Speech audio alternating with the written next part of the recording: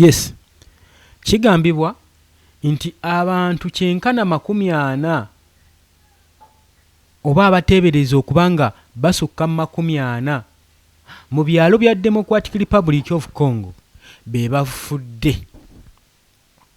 Kyekibase oli ku UG Update Civic Sinzido banga otuwuliriza. Abali mu diaspora mbatumiddeko nnyo mwe bali kwekuumira ku mayengo gano aga UG Update CV. Kakati nno tuba tusimuludde. Kakati nno kimaze okukakasibwa nti abantu 940 baloko people okuva mu byalo bya Democratic Republic of Congo be battiddwa obubinja bwa Islamic States. Islamic States bugurupu buli eyo mu Democratic Republic of Congo bugenda maaso n'okulwanagana okubanga bulwanagana ebitundu ebimu kwebyo DRC byeyina. Amawulire agava mu opnews.com Kinshasa egamba nti waliwo akabinja ka Islamic State era nga kana akagurupu kagenze maaso ne kakola obulumbaganyi ku byalo mu Democratic Republic of Congo okuliraana ensalo n'eggwanga erya Uganda. Era kigambibwa nti mu bulumbaganyi buno obukoleddwa obw'akagurupu kano akatamanyikiddwa kyenkana abantu 40 baloko civilians mu society group bagenze maaso n'okubeera nga balukulamu akaba be bafudde. Obulumbaganyi buno bwazze era bwasituliddwa akabinja akamanyikiddwa nga Allied Democratic Front. Yes, Allied Democratic Force. Allied Democratic Force ke kabinja ka ADF.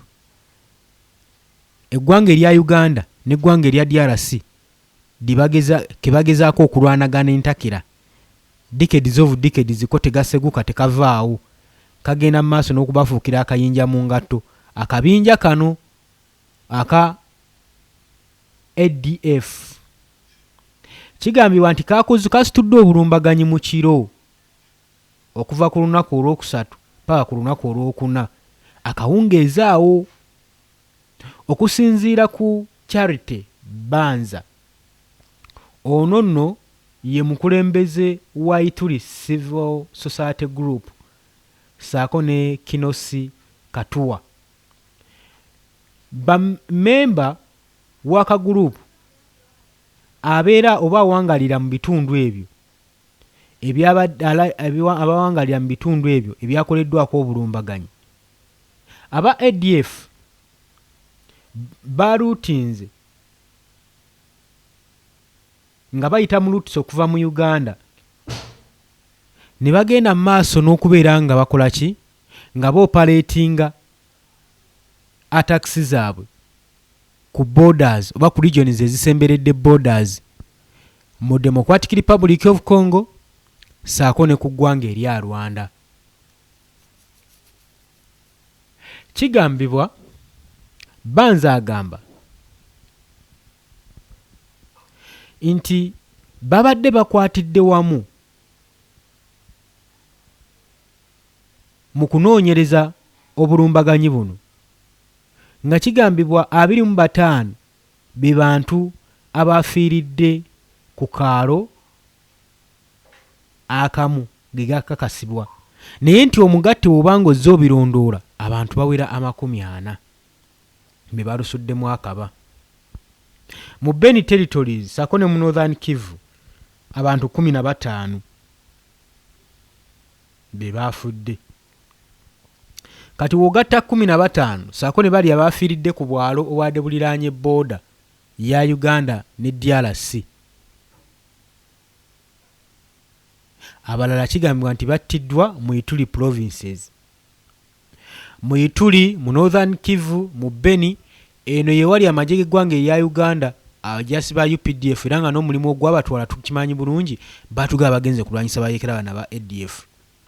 lwaki buli mwaka buli ntandikwa ya mwaka abayeekera bano bakola obulumbaganyi batabukola ku Uganda babukola ku DRC kati byebuuzo biyinza okuba nga byebuuzibwa lwaki amaka agawerako gakumiddwako omuliro galekeddwa nga gateta era agasinga ne galuutingibwa n'ebintu byabwe mmere biki ne bitwalibwa olw'akagurupu kano aka ADF. Tukyagenda mu maaso oli ku UG Update TV kosinzira obanga otuwuliriza tukyagenda mu maaso era tukyabatwala mu maaso. Kakati tukimanyi bulungi nnyo nga tugenda osumulula wiino kijja kitya okuba nga abayeekera ba ADF bagenda mu maaso n'okukola obulumbaganyi ku ggwanga erya DRC. Tebaakomyeko ne bagenda mu maaso ne baluutinga ne bakumako obuyumba omuliro ne babwokya. Obusungu obwo bwonna buvaawa era obusungu obwo bwonna buba bwaki? Kakati nno tugenda kusumulula. Kakati omwaka ogwa 2025 twalaba nga eggwanga erya Uganda ligenda mu ndagaano ne basayininga agreement n'eggwanga erya Democratic Republic of Congo. DRC nekkiriza okusinza ku agreement nekkiriza amagye ga Uganda gagende mu maaso n'okukola operation gye bayita Sujja. Operation eno ng'ekigendererwa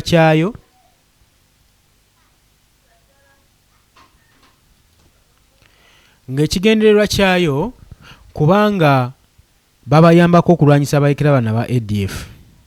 Uganda ye yali fit okulwanyisa abayeekera bano kubanga kigambibwa bali basalako eggwanga erya Congo ne basalako n'eggwanga erya Uganda ku border post kati ne batuula ne bakkaanya era Uganda ne bagikwasa contract n'egisayininga esobole okubeera ng'edeployinga amagye gaayo aga UPDF mu bitundu nga Bunia, Beni, Ituri, Northern Kivu balwanyisa abayeekera bano aba ADF nga kigambibwa nti bawangalira mu bitundu ebyo. Kakati buli mwaka kyenkana bano babadde bazza endagaano eno era njagala okutegeeza mu operation eno Uganda efiiriddwa abajaasi 10,000 nga bayirwa mu Democratic Republic of Congo. Wabula kigambibwa mbu buliriza bulungi abajaasi abaafa mu mwaka oguwedde bangi baakolebwako obulumbaganyi obwali obwa bbomu naye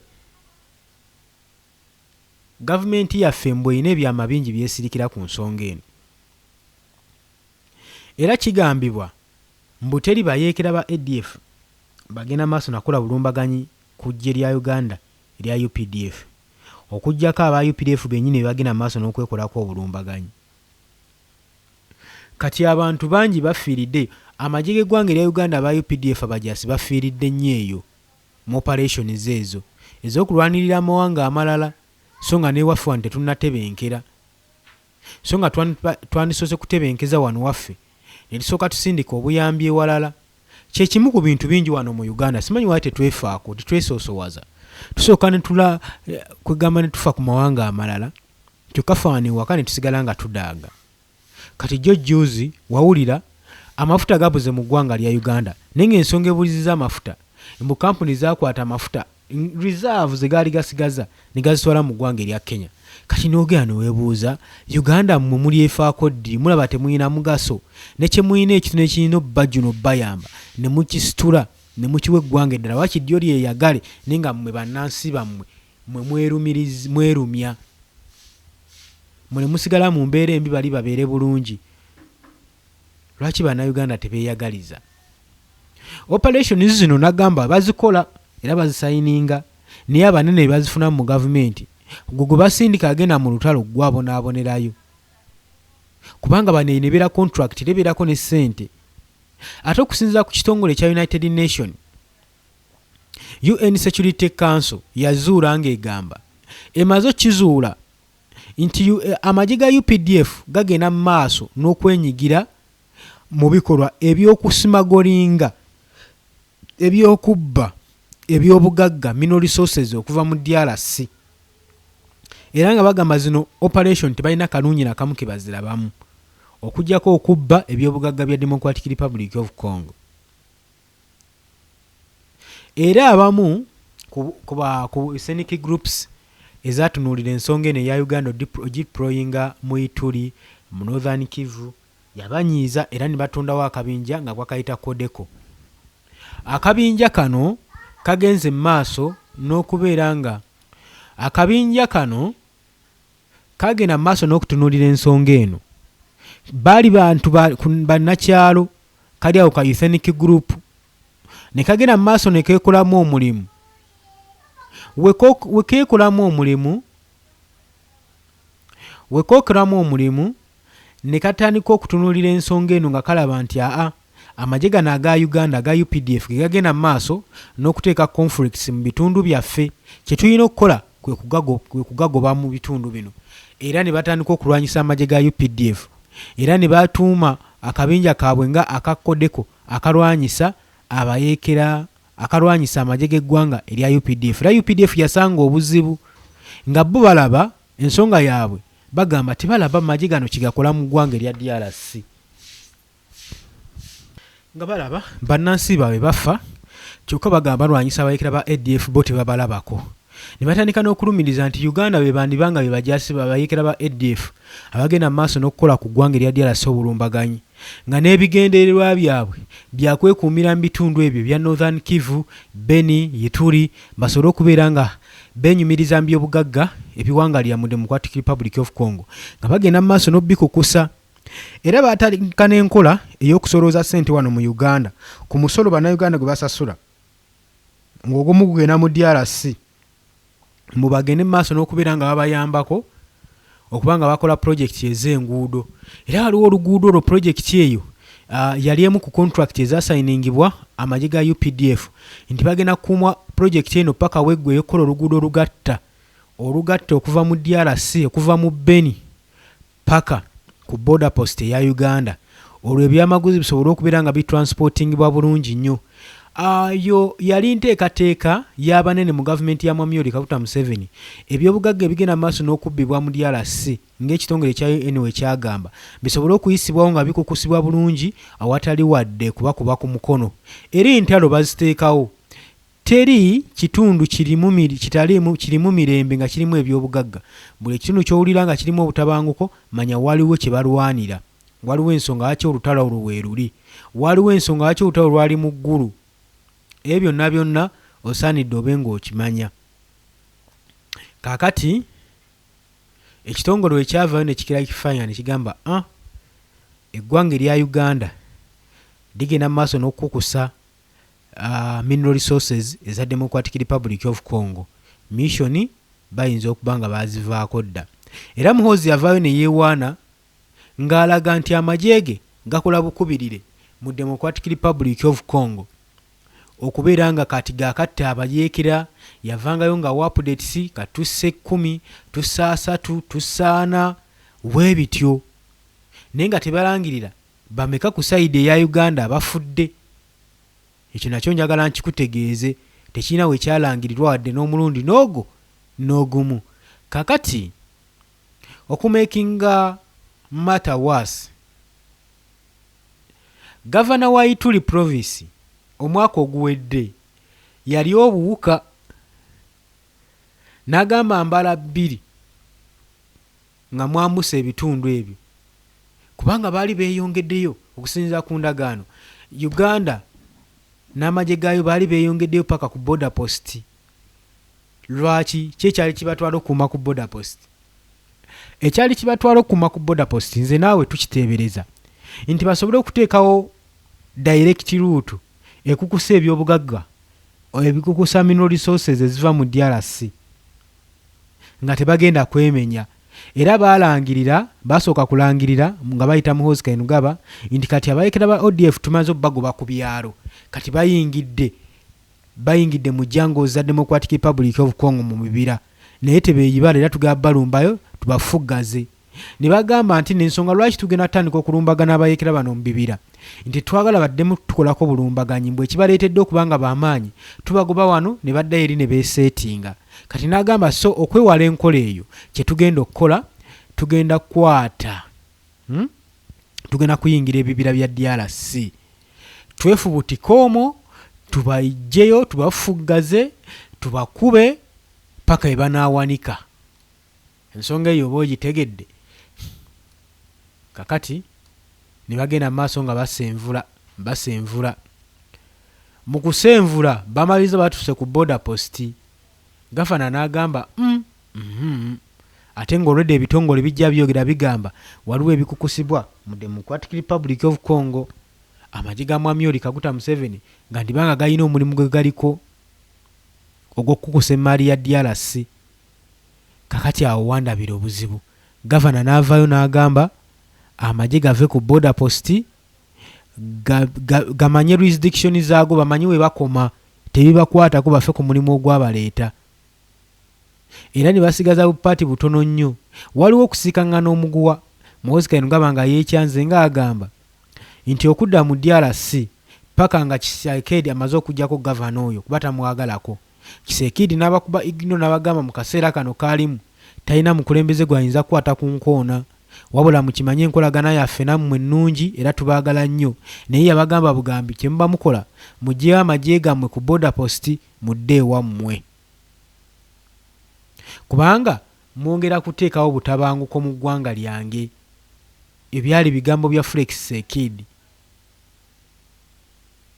oli ku UG Update Civic osinzira obbanga otuwuliriza gwatanatweyungako nagambye ekigambo subscribe wekiri wansi kikoneko ojja kubanga osobola bulungi nnyo otwegattako tukyagenda mu maaso wuliriza balina okubeera nga bateekawo okukkaanya wakati w'eggwanga erya DRC saako ne Uganda olw'ensonga nti no Uganda yali efiirwa DRC yali terina kyefiirwa kubanga jjukira Felix Tshisekedi yali yakava signinga Accords Agreement yakasayininga ddiiru ey'obugagga ne Donald Trump kino nno nga kimuwa omwaganyi okusinziira ku byali mu ndagaano mwalimu n'omuwa equipments omuwa ebyokulwanyisa omuwa ku bajaasi abagenda okutendeka amagye g'eggwanga erya DRC ebyokulwanyisa nga bamuwa obuyambi nga bamuwa kati yali talina kyetaaza ggwanga lya Uganda kubanga yali alaba nga protection ikolaki weeri wabula bano kye baakola we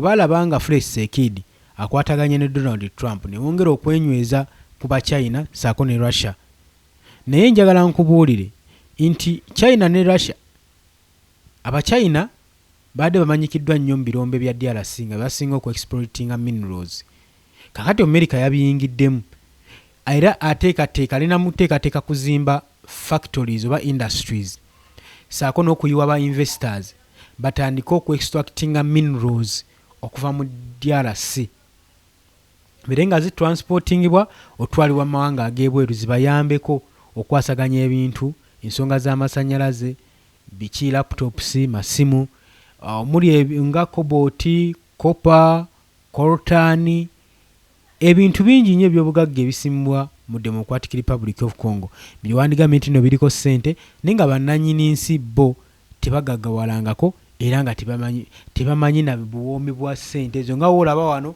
nti Uganda tulinamu amafuta kati ate refinery egenda okubeera nga esunsula amafuta ago teri mu Uganda tugizimbye mu ggwanga erya Tanzania era tukozesezza ssente obutitimbe n'obutitimbe obwandimaze okuzimba refinery wano mu Uganda tukyazimbamu pipeline tennaggwa na kuggwa eya crude oil pipe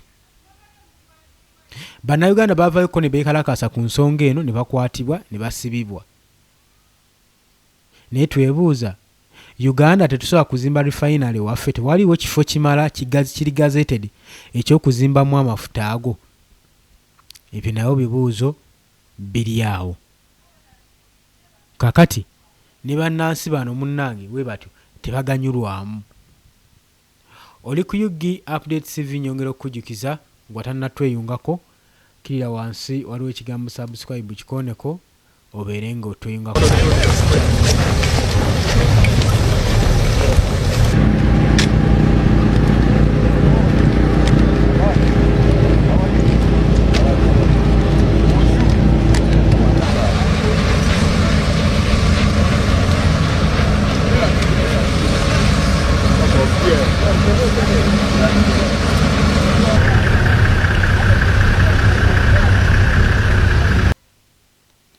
Njagala nkutegeeze nti nno eggwanga erya Uganda bo babadde basaale mu kubanga badeployinga amagye mu mawanga agatali gaabwe era nga bagenda mu maaso n'okunyiikirira operations zino omuli eza UN operations baziganyulwamu nnyo. Kakati be baabo betudeployinga mu Somalia, baabo be bamu be bagenze mu ggwanga erya Sudan, naye okusinziira ku biboogerwako yonna gye batabadde gye badde badeployinze. Wuliriza, mu ggwanga erya South Sudan UN Security Council yavaayo n'erabula era ng'eyagala kuba UPDF mu mbuga z'amateeka. Lwaki? Nti yakola okunoonyereza nti UPDF nga beegattidde wamu ne gavumenti ya Salva Kiir bagenda mu maaso n'okutugumbula abantu nga babookya nga bakozesa chemicals. Abo baali bagenda mu maaso n'okuwagira Riek Machar era nga bagamba amagye ga UPDF baagalagira gagende mu maaso n'okutugumbula n'okusaanyaawo bonna bonna abaali tebawagira gavumenti ya Riek Machar abaali balabika nga bali ku ludda olw'opposition. Kakati UN ekyo yakikootinga, yagamba bano okusinziira ku nsita gye babattamu babasimiranga ekinnya ne babateekamu ne babayiwako chemicals ezo. Aho bonna bonna wiino kati ejje lya eggwanga erya Uganda erya UPDF ne liwunzikanga eyo si bya mirembe mu ggwanga erya DRC, mu ggwanga erya Sudan nga si birungi ebyayo olw'ensonga nti nno buli kimu baali bamaze okuba nga bakikolako investigation. Kati ate bwe tudda ku ggwanga erya Somalia tulabye wano jjuzi nga Turkey egenda maaso n'okugoba amagye ga UPDF mu bifo ebimu mu ggwanga erya Somalia era nga babagamba kwatemu bwaye bagende nga bagamba nti Somalia eneekola ddi amagye agaayo n'efuuka kyetwala nebanga erina amagye agasobola okuba nga gagirwanirira nga tidipendinga ku magye g'eggwanga erya Uganda. Era Turkey ng'eggwanga erisinga okuba nga licontrollinga is it Turkey? Kandabe. Yes, lyali ggwanga lya Turkey.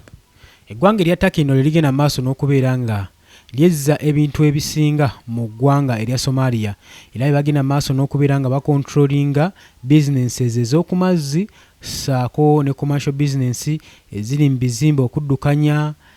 Kati bano abaggwanga erya Uganda UPDF bo nga bakwasaganya nsonga za security, naye eggwanga erya Turkey waliwo eryatuuse ne libagoba mu bitundu ebimu mu Somalia ne bagamba mukwatemu obwamu mu bwanguwa era ne president wa Somalia n'akikkaatiriza nti ke kaseera Somalia ekola amagye agaayo agasobola giprotectinga nti mwebale tukuuma mubadde balungi enkolagana yaffe nammwe tugisiimye naye muddeeko ewammwe. Naye ng'abaali bakitaddemu amaanyi opressurizing ensonga eno yali ggwanga erya Turkey kubanga yeetwala eggwanga erya Somalia ye managing ebintu ebimu commercial businesses. Kakati bwe bakomawo ku butaka Muhoozi tekyamusanyusa era Muhoozi yavaayo awanda muliro era ekyavuddeko kwe kuwoninga eggwanga erya Turkey nga woninga embassy yaalyo mu Uganda agenda kubeera nga agigoba olw'ensonga tasobola kubeera na embassy etamugasa mu ggwanga lye. Ate agamba after all mwagaana okumpa Fred Lumbuye, yabasaba Fred Lumbuye ye gwakiraiminga nti neggwanga lino lyamumuma n'agamba kati we guba weegutyo kitegeeza bajja kuba bakoze eki baba bagulidde ku pata. Kati n'agenda mu maaso n'okuba nga bawoninga nga balabula nga wagenda okuggalawo ka embassy k'eggwanga erya Turkey mu Uganda olw'ensonga nti singa banaagaana okusalendinga Fred Lumbuye mikono gye. Oli ku UG Update Civic osinzira obbanga otuwuliriza. Kakati yo Turkey bino yadde teyabinonoozoza namu, yagenze ng'enyweredde ku kigambo kyayo ng'egamba abajaasi ba UPDF abamu baamuke ebitundu mu ggwanga erya Somalia.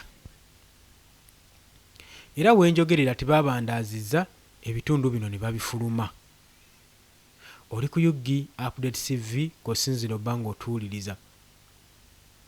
Ebitundu babifulumye ekintu ekyanyiizizza ennyo Muhoozi Kainerugaba.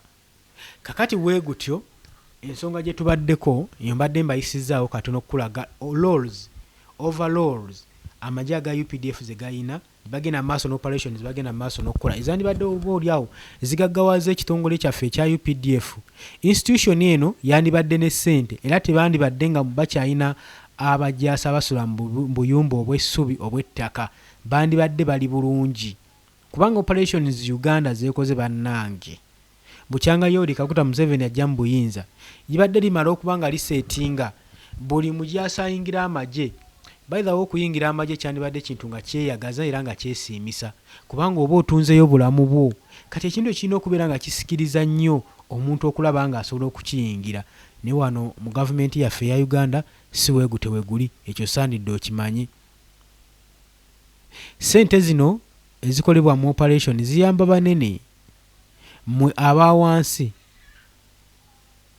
tezirina ngeri ki gye zibagasaamu.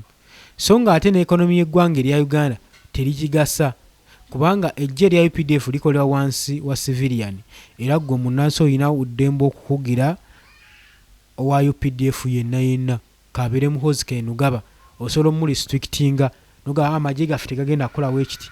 Ekyo tukigaanyi, ekyo obadde okimanyi. Nyongera okujjukiza nti oli ku UG Update TV Sinziro Bango otuwuliriza. Mbeera ekyali ya bunkenke eri mu Democratic Republic of Congo naddala ku byalo. Obulumbaganyi buzzeemu ne bukolebwa.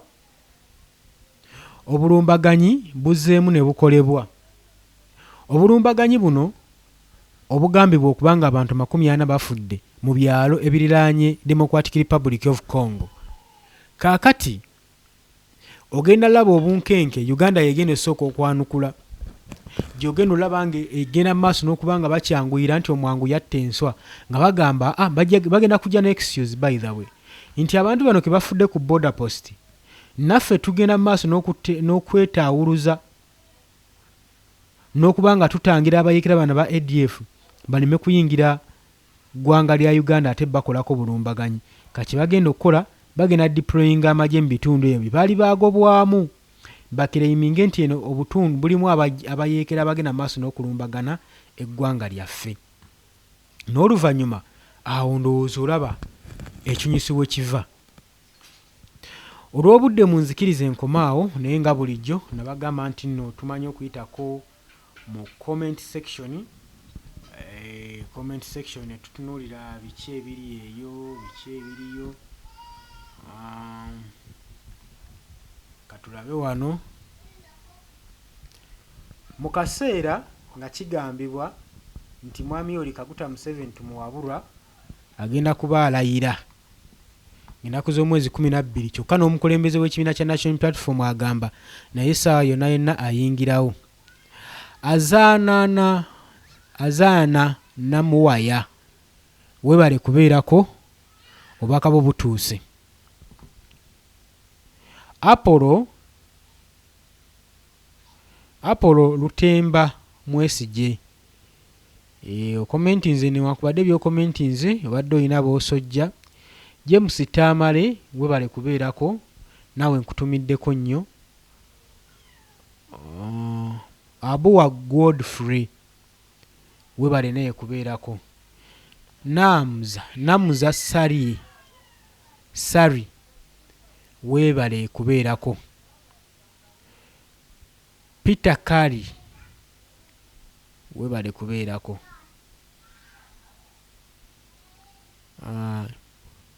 Mubiru Joseph wakawo butuuse. Nabiteete Olivia naawe wakawo butuuse. Atuwa Joseph naawe wakawo butuuse. Naye nga tetuli awo bubaka bujja ku mobile money bannange. Obubaka eno mu comment section bwe tubulaba era mwebale bunyiikirira. Naye ng'engeri gye munyiikiddemu ku bubaka eno mu comment section wensuubira nti mwaninyiikidde obubaka obw'oku mobile money musobole tuyambisa kaddata ako katuyambe. Olw'obudde munzikirize enkome wano mbaagala nnyo era mbaagaliza olunaku olulungi. Mweraba.